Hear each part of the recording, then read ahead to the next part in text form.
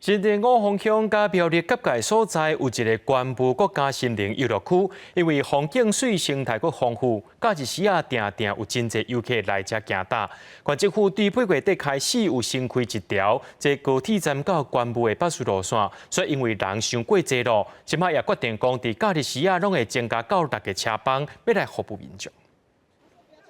美丽的风景加上丰富的生态环境，关部国家森林游乐区。海拔高度1800公尺，互大家合作分的故乡。因为风景区内底有真侪条步道，只要等到假日、甲礼拜，拢会吸引不少人来这佚佗。感觉很好，因为我们目前退休就没有在开车了，所以有这一条线，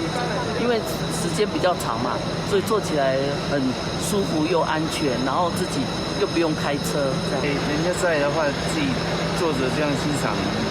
看风景比较好。因为游客数量增加，新的县政府对8月底开始新增加高铁新德站到关部路线往回巴士，每天4个车次，礼拜佫会另外增加2班次。